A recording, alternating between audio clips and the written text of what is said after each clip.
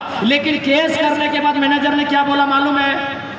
Case करने के बाद मैनेजर ने कहा कि वोटिंग के दिन का इंतजार कीजिए, 4 तारीख का इंतजार कीजिए। 4 तारीख में अभी 5 दिन का समय है। यदि जयराम महतो गिरिडीह लोकसभा जीत के चले आएंगे तो केस को वापस कर लीजिएगा। बहुत पागल लड़का है, पता नहीं क्या करेगा। आप उन 21 लड़कों से आके पूछ लीजिए। 4 तारीख जैसे चुनाव हम हारते हैं, 5 तारीख को वो केस टेनो घाट ट्रांसफर किया जाता है। टेनो घाट उनका कोर्ट कचहरी पड़ता है। यानी ये सिस्टम उनको भी मालूम है। अगर ये नौजवान पॉलिटिक्स में आएंगे तो फिर एक पाई का हिसाब लिया जाएगा। उतना छोड़िए, आपके रामगढ़ में 2 फैक्ट्रियां हैं, रामगढ़ और मांडू में। उन्होंने अपने वर्कर को छुट्टी दे दिया था, जबकि उन्होंने कहा सर हम लोग तो वोट दे दिए हैं संजय जी को। बोला नहीं, आप गिरिडीह जाइए और अपने रिश्तेदारों को कहिएगा कि जयराम महतो को वोट नहीं करना।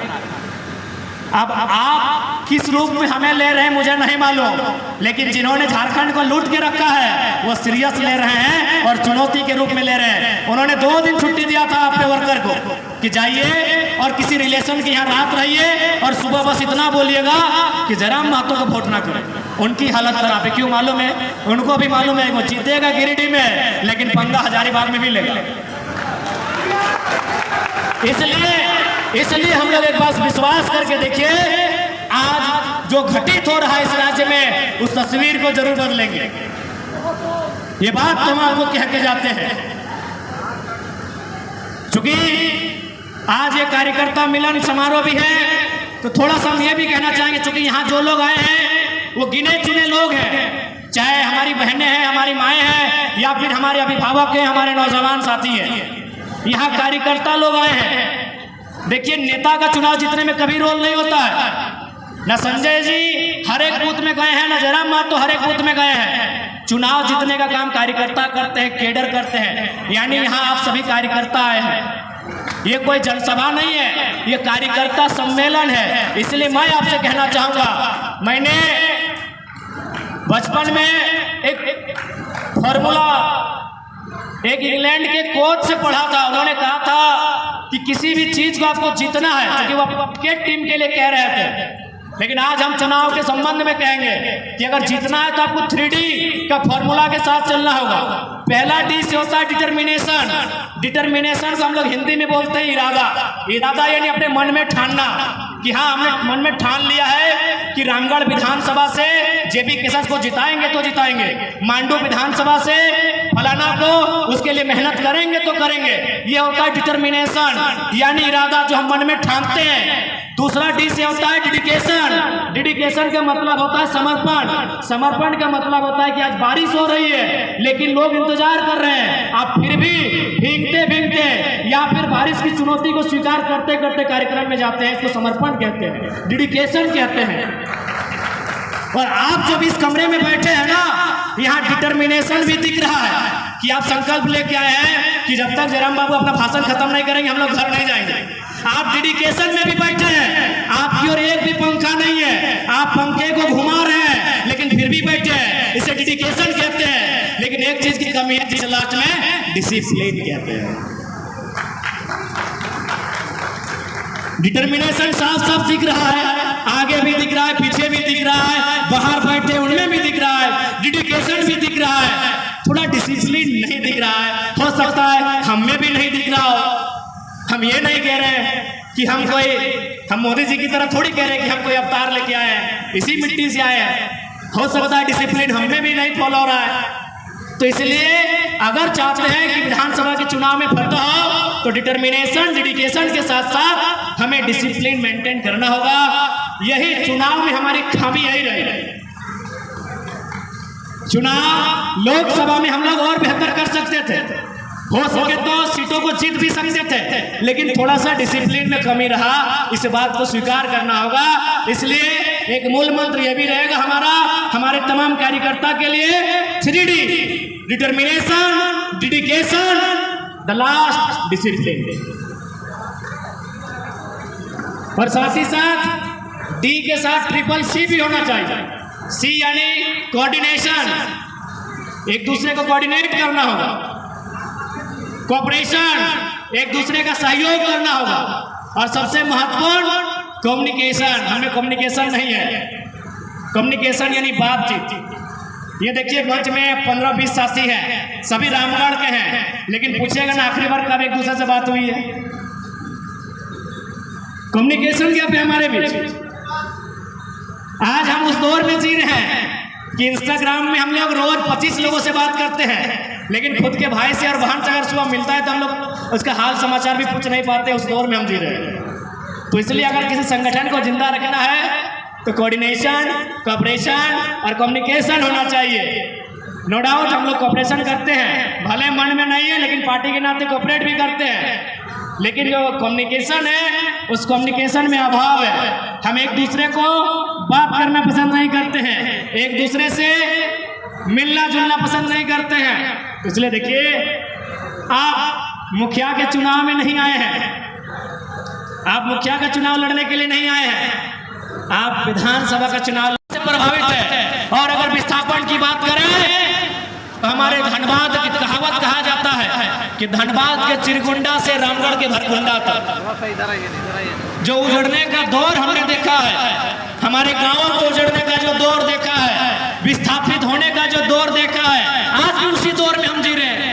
आज भी वही समस्या हमारे सामने है, आज भी उन समस्याओं का निराकरण नहीं हो पा रहा है। तो भाई ये सवाल और पुख्ता हो जाता है, ये सवाल और मजबूत हो जाता है कि झारखंड राज्य किन के लिए बना, किन के लिए झारखंड राज्य बना है? क्या किसी परिवार विशेष के लिए बना है? बताइए, क्या किसी परिवार विशेष के लिए राज्य बना है? और या इस राज्य के तमाम 3.25 करोड़ 3.5 करोड़ की अनुमानित जो जनसंख्या है उसके लिए राज्य बना है? आज ये सवाल खड़ा है। और आज जितने लोग यहाँ आए हैं, मैं आपको स्पष्ट कहना चाहूंगा, आप अपने दिल में हाथ रख के कहिएगा कि यदि झारखंड राज्य अलग करने का उद्देश्य पूरा हो चुका है तो हम लोग चुनाव में नहीं आएंगे, नहीं आएंगे हम लोग चुनाव में, नहीं लड़ना चाहेंगे हम लोग इलेक्शन, क्योंकि हम लोग विधायक सांसद बनने नहीं आए हैं। पहला बात आपको कहेंगे, यदि विधायक सांसद बनना होता तो आज दिल्ली के लोकसभा में हमारे साथ हमारे और एक साथी भी मेंबर ऑफ पार्लियामेंट का शपथ ले रहे होते। दोनों राजनीतिक दलों ने हमें सीधा ऑफर किया था कि आपका और एक लड़का को हम मैनेज करेंगे। हमें 3-4 सीटों को चुनने का अवसर दिया था कि आप इन 3-4 सीटों में 2 सीट चुनिए, एक में आप खुद लड़िए और एक में अपने किसी लड़के को लड़ाइए। और पढ़े लिखे नौजवान है, हमारे पार्टी में जितने भी चुनाव लड़े, चाहे देवेंद्र जी रहे चाहे संजय जी रहे, सब पढ़े लिखे नौजवान है। अगर हम लोग केवल 2 दिन का समय लेते और एक बार फीडबैक लेते, हम लोग तीसरा दिन बोल देते कि किस पार्टी के साथ जाने से हम लोग एमपी का चुनाव जीत जाएंगे। और आपसे भी छुपा नहीं है, आज 5 सीटें को किन के पास गई और 9 सीटें किन के पास आई, आपसे छुपा नहीं है। दोनों पार्टियों का सीधा ऑफर था, दोनों पार्टियों का हम लोग को सीधा ऑफर था लोकसभा चुनाव लड़ने का।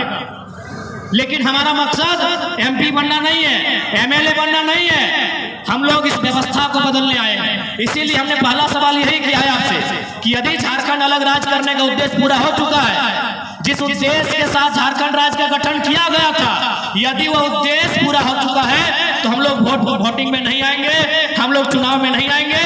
लेकिन अगर नहीं हुआ है तो हम लोग एक बार आपसे आह्वान करेंगे, आपसे एक बार निवेदन करेंगे, आपसे एक बार अपील करेंगे कि एक बार मौका देने का कष्ट करें,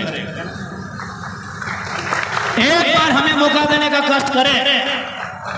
यदि झारखंड अलग होने का उद्देश्य पूरा नहीं हुआ है तो एक बार इस नौजवान पीढ़ी को मौका दें। और देखिए, ये कहीं ना कहीं ये समय की मांग है, कहीं ना कहीं ये नियति की मांग है। नहीं तो 2 साल पहले हमें कोई जानता नहीं था। बड़का गांव तो पता नहीं, हम लोग सपने में भी नहीं सोचे थे कि बड़का गांव हम लोग जाएंगे, कभी रामगढ़ हम लोग जाएंगे। अगर रामगढ़ कभी जाना भी होता था तो हम लोग रांची जाते थे तो गोला होकर पार हो जाते थे। कभी ये नहीं सोचा था कि हम लोग का कभी उतना दूर में कोई रिश्ता नाता या कुटुंब घर भी जुड़ाएगा कि हम लोग वहां कभी एक चाय एक गिलास पानी पीने के लिए जाएंगे। लेकिन आज 2 साल पहले हमें कोई नहीं जानता था, लेकिन आज 2 साल बाद ऐसा जोर आया है। मैं नौजवानों के बारे में नहीं कहूंगा, मैं 90 साल 95 साल के बुजुर्गों की बात करता हूँ, खासकर विस्थापित क्षेत्रों में। जब तक वो 12 बजे रात रहे चाहे 1 बजे, अगर हम लोग एक वीडियो नहीं देखेंगे तो उनको नींद नहीं आता। यानी उनके लिए डॉक्टर की दवाई के साथ साथ हम लोग का क्या काम कर रहे हैं, हम लोग कहाँ हैं, ये हम अपनी तारीफ नहीं कर रहे हैं। ये जो फीडबैक मिला है मैं उस बात को कह रहा हूँ।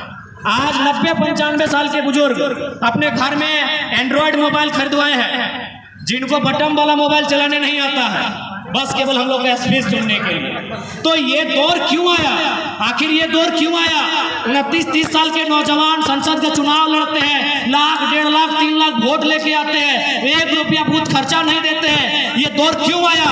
ये दौर इसीलिए आया क्योंकि जिन्होंने झारखंड में अब तक सत्ता को संभाला है, केवल अपने परिवार की प्रॉपर्टी को देखने का काम किया। इसीलिए आज ये दौर आया। ये समय की मांग है।